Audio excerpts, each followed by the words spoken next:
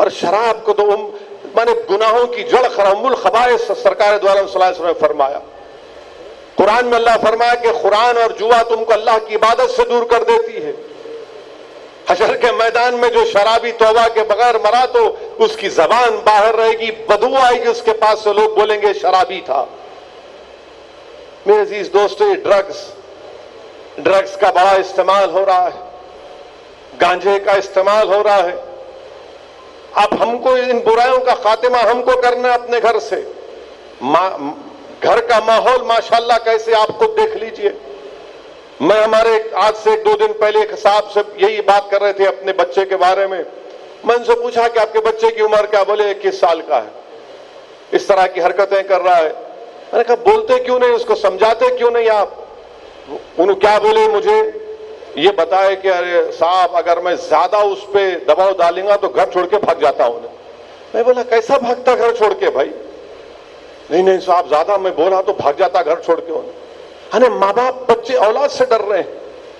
औलाद डरना माँ बाप से, माने हम अपने वालिद के सामने, मरहूम के सामने हमारी रूह कब्ज हो जाती थी। ज्यादा मैंने जिंदगी में उस जमाने में जो भी मिजाज था, जो लोग हमारी उम्र के हैं वो तो अपने वालिद के सामने नजर झुकाकर बैठते थे।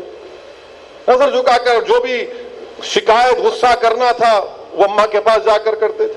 मगर आज वालिद ये कह रहा है ज्यादा दबाव डालेगा तो घर छोड़ के भाग जाता हूं। भागने दो उसको, फिर गलती आपकी है, आपने बचपने से उसकी तरबियत नहीं की।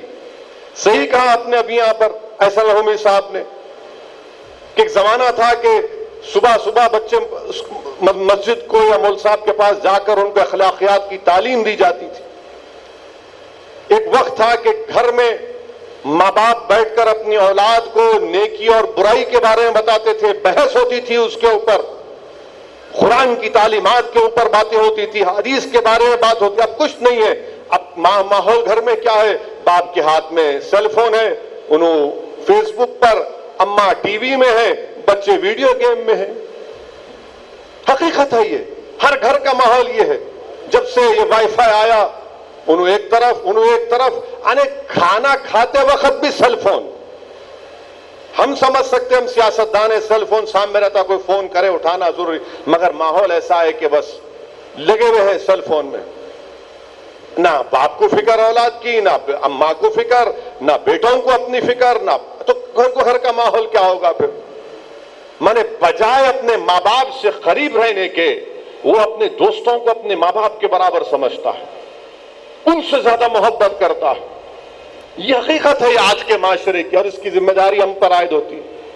इसकी जिम्मेदारी हम पर आयद होती है। आज पूरी इंसानियत तरस रही है, मुसलमानों से कह रही है कि हमको रसूलुल्लाह सल्लल्लाहु अलैहि वसल्लम की तालीमात से हमारी प्यास को बुझाओ, और हमारे नौजवान कहां हैं बताइए? याद रखिए, अगर हमारे नौजवान में इसी तरह का ये इर्तिदाद, ये तमाम फितने बढ़ते जाएंगे तो कौम गिर जाएगी। खुदा न खास्ता, आप कौम और मिल्लत का मुस्तकबिल हैं। अगर आप इन बुराइयों के रास्ते पर चले जाएंगे तो फिर क्या होगा बताइए आप?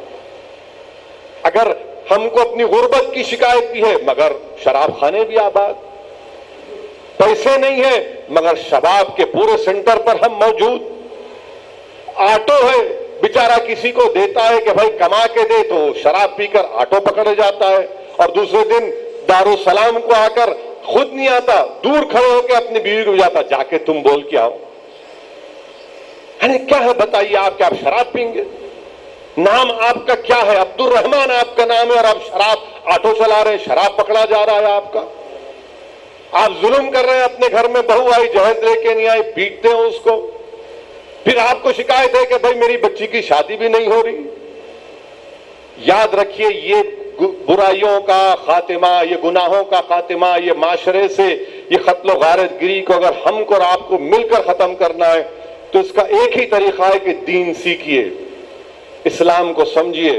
इस्लाम सिर्फ यही नहीं है कि जुम्मे के दिन चले गए जरा इतर लगा के, ये नहीं है। दीन समझिए, उलमाओं के सोबत में बैठिए, उलमा के सोबत में बैठिए, अपने माँ बाप की इज्जत करिए, अपनी माँ की कदर करिए, अपनी बीवी की इज्जत करिए, अपनी बीवी से मोहब्बत से पेश आइए।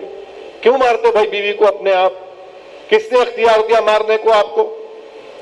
उलमा है, पूछिए आप, मैं भी रुक जाता हूं। आप ये उलमा आपको बोलेंगे क्या बीवी का काम खाना पकाना है? ना बोलिए आप क्या बीवी का काम खाना पकाना है शरीयत में? पूछो आप इनसे। नहीं, तुम नहीं पकाओ, हम सुनते हैं। आप पूछो, मैं जाने के बाद लो फतवा लो, आप जाके जामे निजामे से फतवा लो क्या बीवी का काम खाना पकाना? पकाने का है तो पकाने वाली को रख लेना मियां। रसूलुल्लाह सल्लल्लाहु अलैहि वसल्लम खुद अपना कपड़ा सीते थे, खुद अपना काम करते थे। रसूलुल्लाह सल्लल्लाहु अलैहि वसल्लम अशरफुल अंबिया रहमतुल्लाह अलमीन।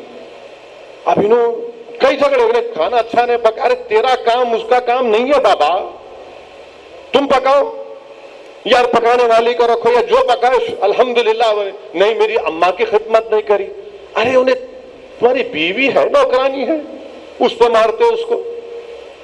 पूरा माहौल बर्बाद और पूरी शर्मिंदगी हमको होती है।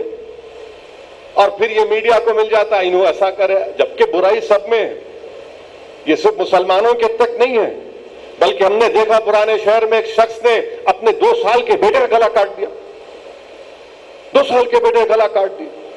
तो शराब, ये तमाम चीजों के ड्रग्स से अपने आप को बचाइए, अपने औलाद को बचाइए और दीन को समझिए। और हमेशा इस बात का खौफ अपने दिल में पैदा करिए कि अल्लाह देख रहा है, एक दिन इसका हिसाब किताब देना है। आज अगर कोई ताकतवर है तो कोई ये नहीं समझ सकता कि मैं तारे सबसे बड़ा ताकतवर तो अल्लाह है, सबको हिसाब देना है। आप कत्ल करते जाएंगे, बाप ज़ईफ है राड लेके मार दिए, बहन है जायदाद में हिस्सा नहीं, बहन को मार दिए। ने हमारी उन्हें, मैं उससे बात करता था, वो मेरे से नहीं बात कर रही, मैं जाके उसके भाइयों को चाकू से मारता हूं। कानून आप अपने हाथ में नहीं ले सकते, याद रखिए, उलमा है, पूछ लीजिए आप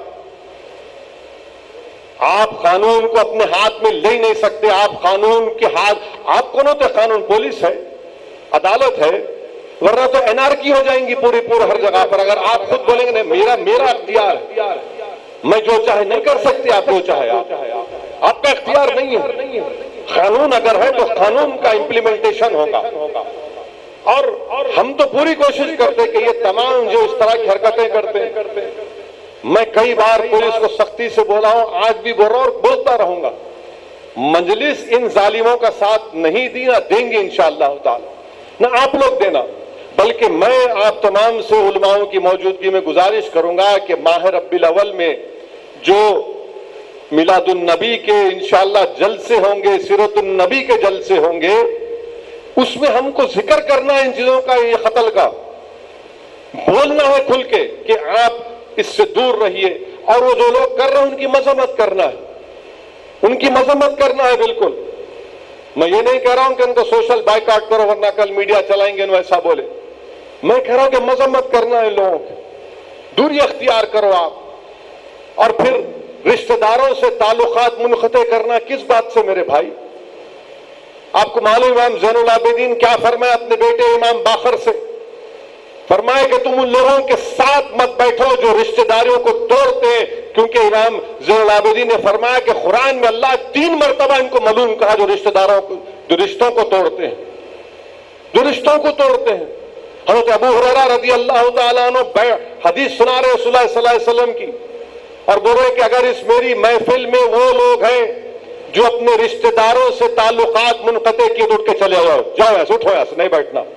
एक नौजवान उठ जाता, बड़ी तकलीफ होती, अपनी पुप्पी से जाकर बोलता कि पुप्पी जान मुझसे गलती हुई, मुझे माफ कर दो, आप मुझे माफ कर दो। तो पुप्पी बड़ी खुश हो जाती, बोलती तुम जाकर दोबारा हज़रत अबू हुरैरा से पूछो कि उन्होंने क्यों कहा। तो जाकर हज़रत अबू हुरैरा से पूछते हैं कि मेरी पुप्पी से मेरे ताल्लुकात खराब थे, मैं दुरुस्त कर लिया, मगर उन्होंने आपसे पूछा कि आपने क्यों कहा कि इस महफिल से उठ जाओ जो अपने रिश्तेदारों से ताल्लुकात को मुनक़ते कर लेते। तो हज़रत अबू हुरैरा रज़ियल्लाहु ताला ने फरमाया कि रसूलुल्लाह सल्लल्लाहु अलैहि वसल्लम की हदीस है कि जो अपने रिश्तेदारों से अपने ताल्लुकात को मुनक़ते कर लेता, अल्लाह की रहमत उस पर नाज़िल नहीं होती। कई हदीस है, किताबुल कबायर इमाम ज़हाबी रहमतुल्लाह अलैह किताब में पूरा कई चैप्टर्स हैं गुनाह कबीरा के बारे में, पढ़ लीजिए आप। तो रिश्तेदारों से अपने ताल्लुकात को बरकरार रखिए।